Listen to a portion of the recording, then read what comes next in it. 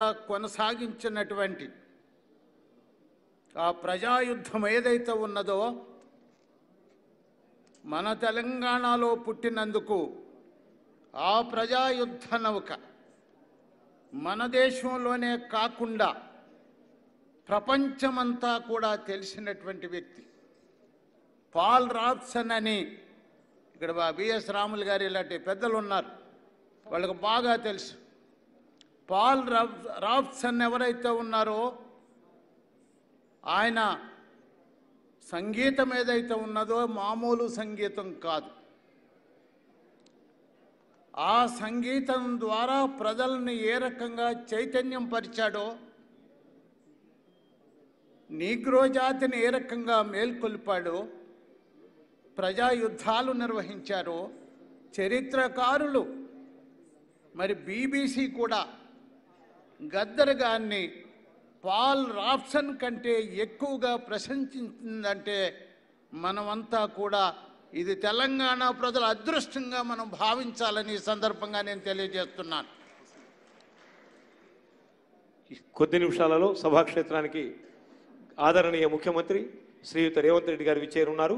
JB రాజు గారి ప్రసంగం కొనసాగించుకోబోతున్నాను. అన్నగారు కొనసాగించండి ప్లీజ్, కంటిన్యూ సార్. స్వాగతం.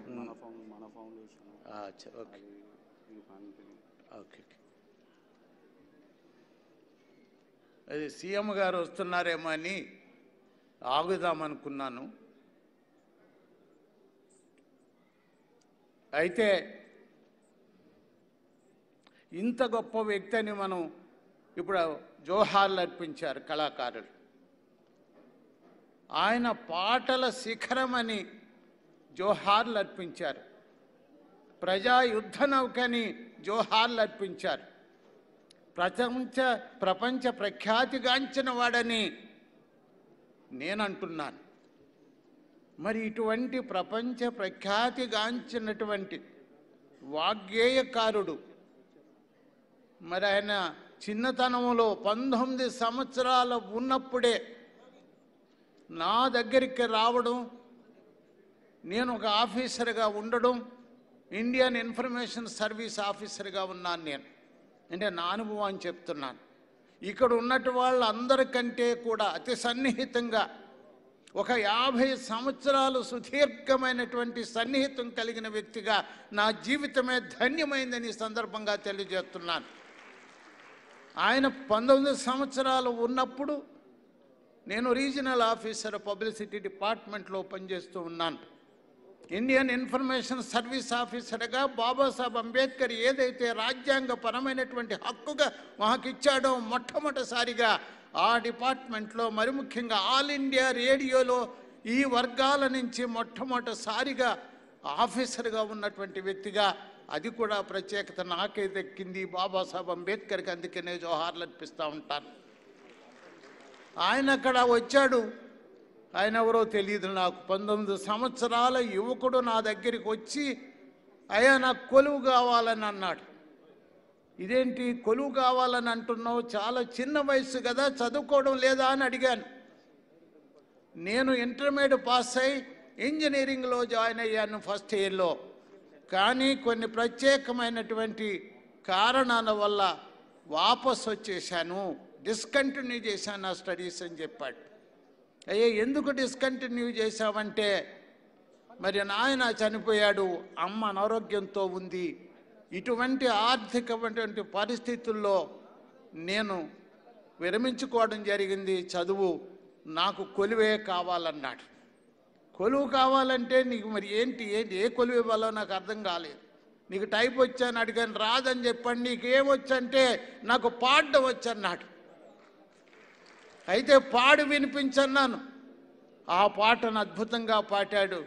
మనకందరికీ తెలిసిన పాటే తెలంగాణ జానపదం. అంటే మరి ఈ జానపదానికి ఉన్నటువంటి ప్రత్యేకత, ఈ దేశంలో ఏ రాష్ట్రానికి కూడా ఇంత జానపద సంపద లేదని మనకందరికి కూడా తెలుసుకున్నాము. దానిని ఇంకా మరి ప్రజలకి ఆశయాలను నెరవేర్చడానికి జానపదని ఏ రకంగా ఉపయోగించుకున్నాడో మన అనుభవపూర్వకంగా మనం అందరం కూడా తెలుసుకున్నాం. సిరిమల్లె చెట్టు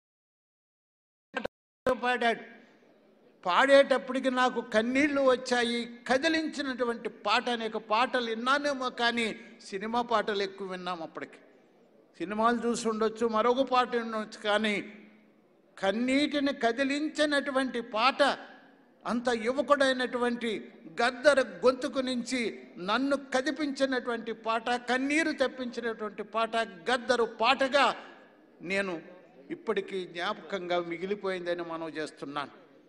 ఆ పాట ఏంటి? 19 సంవత్సరాల వయసులో జానపద పాటనే పాడలేదు ఆయన. జానపద బాణీని తీసుకున్నాడు, తన తల్లిని తీసుకున్నాడు, వస్తువుగా తీసుకున్నాడు, ప్రతీకగా తీసుకున్నాడు తన తల్లిని. తల్లి మీద పాడినటువంటి ఆ పాటది. ఏ తల్లయ్యా? అణగారిపోయిన వర్గానికి చెందినటువంటి తల్లి, అర్ధాకలితో అలమటిస్తున్నటువంటి తల్లి, ఆకలి కేకల సమాజం నుంచి వచ్చినటువంటి తల్లి, నికృష్టమైన స్థితిలో ఉన్నటువంటి తల్లి. ఆ తల్లిని వర్ణిస్తూ పాడినటువంటి పాట ఏదైతే ఉందో జనాల్లోని కదిపేసింది, కుదిపేసినటువంటి పాటగా ఆ తర్వాత నా అనుభవం అది. అయితే ఇంత బాగా పాడితే నువ్వు రేపేరా నేను ఒక ఆర్డర్ ఇస్తానని టెంపరీగా ఒక ఉద్యోగం ఇచ్చాను. ఆ టెంపరీ ఉద్యోగం మరుసటి రోజు వచ్చినప్పుడు ఒక సలహా ఇచ్చాను, ఇంక మరో 2 తీసుకురా, మనం బుర్రకథను తయారు చేద్దాం చెప్పాను. అంతవరకు అంబేద్కర్ బుర్రకథ లేదు. అల్లూరి సీతారామరాజు కథ ఉంది. నాజరు పాడేవాడు, గొప్ప కళాకారుడు, మనకందరికీ తెలుసు, రూతలేగించినటువంటి కళాకారుడు ఆయన కూడా. ఆయన అప్పటికే పాడుతున్నాడు, ఆంధ్ర ప్రాంతంలో ఎక్కువ పాడుతున్నాడు ఆయన. అప్పుడప్పుడు ఇక్కడ కూడా వచ్చేవాడు. ఆ కళాకారుడు అల్లూరి సీతారామరాజు పాట పాడేవాడు. కానీ అంబేద్కర్ బుర్రకథ లేదు. నేను అప్పుడు బ్యాచిలర్గా ఉన్నాను. అయ్యా మనం ఒక బుర్రకథను తయారు చేద్దాం. మరి బాబాసాహెబ్ అంబేద్కర్ మీద బాబాసాహెబ్ యొక్క పోరాటాన్ని, త్యాగాన్ని ప్రజలకు చెప్పవలసిన అవసరం ఉంది. ప్రజలకు తెలియకపోవడం మన దురదృష్టం. ఈ రాష్ట్రంలోనూ చాలా రాష్ట్రాల్లో తెలియకపోవచ్చు, మా రాష్ట్రాల్లోనూ మరికొన్ని చోట్ల తప్పించి. దాని మీద ఒక బుర్రకథను 2 కూర్చుని బుర్రకథను తయారు చేశాం. మొట్టమొదటి బుర్రకథ బాబాసాహెబ్ అంబేద్కర్ మీద తయారు చేసిన బుర్రకథ గద్దర్కి నాకే దక్కిందని, అది నేను ఇప్పటికీ గర్వపడుతూ ఉంటానని సందర్భంగా మీకు తెలియజేస్తున్నాను. అయితే కృష్ణ నరహరి బతుకున్నాడు, కృష్ణ చనిపోయాడు. గొప్ప హాస్యం చెప్పేవాడు. మేము ముగ్గురం కలిసి మొత్తం తెలంగాణ అంతా తిరిగాం. ఏ రకంగా తెలంగాణ అంతా తిరిగా ఒక ఆఫీసర్గా నాకు అంబాసిడర్ కారు ఉండేది. అప్పుడు కార్లు తక్కువ హైదరాబాద్లో.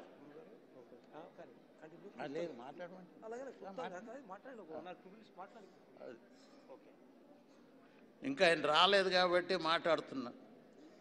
ముఖ్యమంత్రి గారు అయితే ఆ కారులో, ఆ అంబాసిడర్ గవర్నమెంట్ వాళ్ళు ఇచ్చినటువంటి అంబాసిడర్ కారులో రాష్ట్రమంతా తిరగడం మొదలుపెట్టాం. రాష్ట్రమంతా తిరుగుతూ అనేక ప్రాంతాల్లో గద్దర్ గారు పాట పాడితే, ప్రత్యేకంగా సిరిమల్లె చెట్టు కింద లచ్చివమ్మ, ఇప్పుడు ఇన్ని పాటలు లేవు. అది పాడుతుంటే ఆ గ్రామీణ ప్రజలు, కూర్చున్నటువంటి స్త్రీలు మరి ముఖ్యంగా, మళ్ళీ పాడని ఆ పాటను పాడించుకునేవారు. అటువంటి అద్భుతమైనటువంటి ప్రభావాన్ని కలిగించినటువంటి సిరిమల్లె చెట్టు కింద యొక్క ఆ పాట ఏదైతే ఉన్నదో, నేను అప్పుడప్పుడు నాకు ఇక్కడే ఒక సన్మానం జరిగింది. గద్దర్ గారే ప్రధానమైన వ్యక్తి ఇక్కడ. ఈ సన్మానం జరిగినప్పుడు నేను 14 గంటలు నాన్ స్టాప్గా బాబాసాహెబ్ అంబేద్కర్ మీద పాడితే అన్ని సంఘాలు కలిసి ఈ వేదిక మీద నాకు సన్మానం చేశాయి. గద్దర్ గారు నా గురించి మాట్లాడుతూ చెప్పినటువంటి మాటలు నా జీవితంలో మర్చిపోలేనని మనం చేస్తున్నాను. ఏంటయ్యా అంటే, మేము గ్రామం తిరుగుతూ మొట్టమొదటిసారిగా బాబాసాహెబ్ అంబేద్కర్ని పరిచయం చేసిన వ్యక్తులు మేమిద్దరమును అన్నాడు ఆయన. అంటూ మరేమన్నాడంటే, నన్ను రక్షించినటువంటి వ్యక్తి అన్నాడు. నన్ను రక్షించినటువంటి వ్యక్తి అని ఆయనలో ఎంత కృతజ్ఞతా భావం ఉంటే అంత గొప్ప వ్యక్తి నా గురించి చెప్పవలసిన అవసరం ఏముంది? ఏంటి రక్షించా అంటే, ఎన్కౌంటర్లో 2 రోజుల్లో ఆయన చంపేయాలన్నప్పుడు మరి ఇక్కడ కూర్చున్నవంటి విమలక్క త్యాగమూర్తి. ఈ త్యాగమూర్తి యొక్క నేను ప్రత్యక్షంగా చూశాను ఆమె త్యాగం ఏంటో. ఎన్ని భయంకరమైన పరిస్థితుల్లో ఆమె జీవిస్తూ వచ్చిందో నాకు బాగా తెలుసు.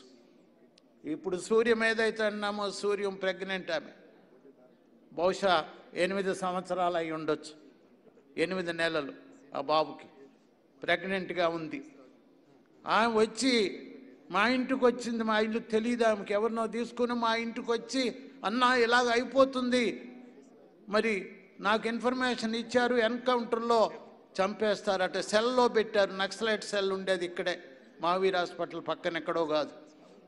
ఆల్రెడీ 5గురిని చంపేశారు. 6వ వాడు ఈయన మాత్రం కొన్ని ప్రశ్నలకు జవాబు దొరకాలన్న ఉద్దేశంతో ఆయన ఎన్కౌంటర్ చేయకుండా ఆపారు. చివరికి ఏ ఇన్ఫర్మేషన్ ఆయన దగ్గర రావడం లేదన్న ఉద్దేశంతో ఒక్క రోజులో నువ్వు ఎన్కౌంటర్ అయిపోతున్నావు అని చెప్తే ఆమెకి ఇన్ఫర్మేషన్ ఇచ్చారు. విమలక్క వచ్చింది నా దగ్గరికి. నేను ఎలా రక్షిస్తానో నాకు తెలియదు, కానీ నేను అన్నాను, అమ్మ నువ్వేం భయపడకు, నాది బాధ్యత, ఆయన తీసుకొస్తాను, ఎన్కౌంటర్ కాకుండా చూస్తానని ఒక వాగ్దానం అయితే చేశాను. వాగ్దానం నెరవేర్చాలి. ఆ రాత్రే బయలుదేరాను. ఎవరు దీనికి ఇన్ఛార్జో నాకు కూడా తెలియదు, నక్సలైట్ సెల్కి. అనుకోకుండా ఆల్ఫ్రెడ్ గారు నాకు మంచి మిత్రుడు, ఆయన ఎస్సీ కన్వర్ట్. ఆయన దగ్గరికి ఇంటికి పోయాను. ఇంటికి పోయి అర్ధరాత్రి అప్పుడు పోవాల్సి వచ్చింది, ఎవరో ఒకరు ఉండేవారు కాబట్టి చెప్పాను. ఈయన ఎస్సీ కులానికి చెందినటువంటి వ్యక్తి, చాలా టాలెంటెడ్ పర్సను. ఈయన వ్యక్తిత్వం గతంలో నాతో కలిసి అంబేద్కర్ యొక్క బుర్రకథ ద్వారా బాబాసాహెబ్ అంబేద్కర్ సిద్ధాంతాన్ని, త్యాగాన్ని, పోరాటాన్ని చెప్పినటువంటి వ్యక్తి. ఈయన అవసరం సమాజానికి చాలా ఉంది, ఈయన రక్షించవలసిన బాధ్యత నా మీద ఉంది. మీరు దీన్ని ఎట్లాగైనా మీరు ఏం చేస్తారో నాకు తెలియదు, ఎన్కౌంటర్ కాకుండా చూడాలన్నా. అయితే ఒక కోరిక ఉంది విమలక్క. నేను నెక్స్ట్ డే ఏదైతే వస్తానో భోజనాన్ని తీసుకొచ్చి ఆయనకి ఇద్దాము, ఎలాగ ఎన్కౌంటర్ అయిపోతున్నాడు కదా అనుకుంది. భోజనం తీసుకొస్తాను, నన్ను తీసుకెళ్ళాలి అక్కడికి, అంది నక్సలైట్ సెల్కి. అప్పుడు ఎమర్జెన్సీ పీరియడ్, వెంగళరావు గారి ముఖ్యమంత్రి, అప్పటికే చాలామందిని చంపేసిన సంఘటన మనకందరికీ కూడా తెలుసు. ఆయన ధైర్యంగా నేనేమని తీసుకుని, ఆయన ఉన్నాడు కాబట్టి ఆల్ఫ్రెడ్ అనే వ్యక్తి, ఆయన ద్వారా అక్కడికి వెళ్ళగలిగాము. భోజనం ఇచ్చింది. ఆయనే చెప్పాడు మీటింగ్లో, ఇక్కడే చెప్పాడు, నాకు 3rd డిగ్రీ ట్రీట్మెంట్ జరుగుతుంటే జేబీ రాజు అన్న మాట వినగానే వాళ్ళు ఆపేశారన్నాడు. ఎంత ధైర్యం నా జీవితం. ఒక మహా విప్లవకారుడికి ప్రాణాన్ని ఇవ్వగలిగేటువంటి అవకాశం నాకు లభించిందంటే అంతకంటే జన్మకి ఏం కావాలని ఈ సందర్భంగా నేను పదే అనుకుంటా ఉంటాను. అట్లాగా ఆయన్ని కాపాడడం జరిగింది. అది ఆయన కృతజ్ఞత చెప్తున్నాను. చిన్నదా ఎన్నో చేస్తాం మనం, కానీ కృతజ్ఞత అనేది చాలామందికి తక్కువగా ఉంటుంది. కృతజ్ఞతా భావం ఎంత గొప్పగా ఉన్నటువంటి వ్యక్తి గద్దర్ గారని సందర్భంగా తెలియజేస్తున్నాను. చాలా విషయాలు చెప్పుకోవచ్చు, కానీ ఇప్పుడు ఏమంటే ఇంకా కొంతమంది మాట్లాడే వాళ్ళు ఉంటారు. అంటే మరి ఈ సంతాప సభలు జరిగినప్పుడు చాలా ఒక 20 ఎన్నో జరిగాయి. తెలంగాణలో కాకుండా మరి బెంగళూరులో కూడా ఒక సంతాప సభ జరిగింది. అప్పుడు ఆ సంతాప సభకి అచ్చం గద్దర్లాగే పాడే వ్యక్తులు చాలామంది ఉన్నారు. ఇప్పుడు కూడా ఇందాక మనం చూసాం, గద్దర్లాగే పాడే వ్యక్తులు, గద్దర్లాగే ఆడే వ్యక్తులు కూడా ఉన్నారు. ఈ పాటని ఆటని ఆయుధంగా చేసుకుని ఈ రాష్ట్రంలో ఒక విప్లవాన్ని సృష్టించినటువంటి గొప్ప విప్లవ వీరుడిగా కూడా నేను పాటగాడే కాకుండా విప్లవ వీరుడిగా కూడా భావిస్తూ ఉంటాను. అట్ ది సేమ్ టైం ఏమంటే ఆయన అంబేద్కర్ భావజాలాన్ని ప్రజల దగ్గరికి తీసుకెళ్ళడానికి ఏ రకంగా అయితే ఆయన జర్నీ ప్రారంభమైందో ఆ జర్నీ నాతోటే ప్రారంభమైందని నాకు ఎంత సంతృప్తో నా జీవితంలో చెప్పలేను. ఆ రకంగా ప్రారంభమైనది అంబేద్కర్ తోటే. మధ్యలో ఆయన విప్లవం మాకు అంతా తెలిసిందే. ఆ పీరియడ్ అయిపోయిన తర్వాత మళ్ళా ఆయన బయటకు వచ్చిన తర్వాత కులాన్ని కూడా గుర్తించాలి, సామాజిక న్యాయం కావాలి. ఈ సామాజిక న్యాయ సృష్టికర్తే బాబాసాహెబ్ అంబేద్కర్. ఆయన రాసిన రాజ్యాంగమే మనకు శరణ్యమని మళ్ళా అంబేద్కర్ మార్గంలోకి వచ్చాడు బాబాసాహెబ్ మరి గద్దర్ గారని మనం చేస్తున్నాను. ముందు ఆరంభంలో అంబేద్కర్ ప్రయాణం సాగింది. ఆ సాగించిన తర్వాత ఆ ప్రయాణము చివరలో మళ్ళా అంబేద్కర్ దగ్గరికే వచ్చాడు, అంబేద్కర్ మార్గానికే వచ్చాడు. అందువల్ల ఆరంభంలో గోసి గొంగలే మనం చూసాం, ఆ ముందు సూటును మనం చూస్తున్నాం. ఈ రెండు మనం కంపేర్ చేసుకుంటే పరిణామ క్రమం అంతా కూడా మనకు అర్థమవుతుంది. సూట్ వేసుకుని అంబేద్కర్ లాగా వచ్చాడు. అంబేద్కర్ రాజ్యాంగాన్ని మనకు అమలు చేయవలసిన ఆవశ్యకత ఈ దేశంలో ఉందని, ప్రజాస్వామ్యం అవసరమని, సామాజిక న్యాయాన్ని సాధించవలసిన బాధ్యత ప్రభుత్వాల మీద ఉందని ఆయన తను ఓటర్గా రిజిస్టర్ చేసుకుని మొట్టమొదటిసారిగా నేను ఓటేస్తున్నానని ప్రకటన చేసి చివరి ఆశయం ఏదైతే ఉన్నదో ఏంటయ్యా ఆయన చివరి ఆశయం ఏంటంటే ఈ దేశంలో సమసమాజం రావాలంటే ఓటు హక్కును ఉపయోగించుకోవాలి, ప్రజాస్వామ్యం అనేది నెలకొల్పవలసిన అవసరం ఉన్నది. అందుకని ఆయన మరి ఎవరిని ముద్దాడాడంటే రాహుల్ గాంధీని ముద్దాడాడు. ఇందాక ముద్దు దీని మీద మరి పొద్దు తిరుగుడు పువ్వు పొద్దుని ముద్దాడిందని పాట మనం విన్నాం, వెన్నెల పువ్వును ముద్దాడిందని మన పాటను విన్నాం. కానీ ఎవరిని ముద్దాడంటే రాహుల్ గాంధీని ముద్దాడడం అనేది ఒక విచిత్రంగా అనిపించింది. ఎందుకు ముద్దాడాడంటే ఆయనలో ఒక ఉత్తేజాన్ని తీసుకురావాలి. ఈయనలో ఉన్నటువంటి ఆ ఉత్తేజం ఏదైతే ఉన్నదో ఆ ఉత్తేజాన్ని ఆయనలో కూడా ఇంజెక్ట్ చేయాలని అనుకున్నాడని నేను భావించాను. ఆ ఇంజెక్ట్ చేయడానికి ఆయన ముద్దు వండర్ఫుల్గా పనిచేసింది. ఈ రాష్ట్రంలో కాంగ్రెస్ పాలనలోకి వచ్చింది. కాంగ్రెస్ పాలన ఇంతవరకు కూడా ఏ పార్టీకి సపోర్ట్ చేయనటువంటి అనేక మంది నాతో పాటు ఆ వేదిక మీద ఎక్కి ఒక నియంత్రణ మనం కూలగొట్టవలసిన అవసరం ఏర్పడిందని ప్రకటన చేశారు. ఒక అహంకారి, ఒక దుర్మార్గుడు ఎవరైతే ఉన్నాయో రాష్ట్రాన్ని 10 సంవత్సరాలు పాలించి ధ్వంసం చేసినటువంటి నియంత ఎవడైతే ఉన్నాడో హిట్లర్కు మించిన నియంత కేసీఆర్. కాబట్టి కేసీఆర్ని కూల్చినటువంటి వ్యక్తి ఎవరో కాదు గద్దర్ అని సందర్భంగా మనవి చేస్తున్నాను. ఓ నియంత మా గద్దరు ప్రపంచ విఖ్యాత మరి ఒక వీరుడు, ఆయన పోరాట వీరుడైనటువంటి గద్దరు నీ ఇంటికి నిన్ను కలవడానికి వస్తే నీ ఇల్లు కాదు, నీ బాబు సొత్తు కాదు, ప్రభుత్వం డబ్బుతో నిర్మాణమైనటువంటి ప్రగతి భవన్లో నువ్వు కొలుగుతూ గద్దరు వస్తే ఇంటర్వ్యూ కూడా ఇవ్వకుండా అక్కడే కూర్చుని 2 గంటలు నిలబెట్టావే, ఇంతకంటే దుర్మార్గం ఈ దేశంలో ఉంటుందా అని అనిపించింది. అవమానం చేసావు, గద్దర్ని అవమానం చేసావంటే మొత్తం ప్రజానీకాన్నంత అవమానం చేయడమే, ఈ ప్రజలందరినీ అవమానం చేయడమే, అణగారిన ప్రజలని అవమానం చేయడమే. ఇంత దుర్మార్గమైన వ్యక్తి కాబట్టి గద్దరు ఆశయం మేరకు మేమంతా కూడా స్టేజ్లెక్కి ఈ దుర్మార్గుడిని మనం ఓడించాలంటే ఓడిపోయాడు. ఇప్పుడు కొత్త ప్రభుత్వం వచ్చింది. కొత్త ప్రభుత్వం గద్దరు యొక్క ఆశయాలను, సామాజిక న్యాయాన్ని అమలు చేయవలసిన బాధ్యత ఉన్నది, సమసమాజం ఏర్పడవలసిన బాధ్యత ఉన్నది. రాజ్యాంగాన్ని ఆయన ఏదైతే నమ్మాడో స్వేచ్ఛ, సమానత్వం, సభ్రాతృత్వంతో కూడుకున్నటువంటి నూతన సమాజం కావాలని అంబేద్కర్ ఆశించాడు. ఈ 3 పదాలు కూడా నేను ఎక్కడి నుంచో తీసుకోలేదు, ఫ్రెంచ్ విప్లవం నుంచి తీసుకోలేదు, ఇది బుద్ధుడి నుంచి తీసుకున్నానని చెప్పాడు అంబేద్కర్ గారు. స్వేచ్ఛ, సమానత్వం, సభ్రత్వంతో కూడుకున్నటువంటి నూతన సమాజాన్ని సృష్టించాలని అంబేద్కర్ రాజ్యాంగం ద్వారా కోరుకున్నాడు. రాజ్యాంగాన్ని పట్టుకునే తిరిగాడు గద్దరు. దీనిని మనం అమల్లో చేయాలని ఆయన ఆశయాన్ని నెరవేర్చడానికి మనమందరం కూడా మరి కంకలబద్దులై పనిచేయాలని ఈ అవకాశం మరి నాకు కల్పించినందుకు అందరికీ కూడా హృదయపూర్వకమైనటువంటి ధన్యవాదాలు తెలియజేస్తున్నాను. జై భీమ్, జై భారత్. ధన్యవాదాలు గురుగారు. మా జేబీ రాజు గారు ప్రసంగిస్తే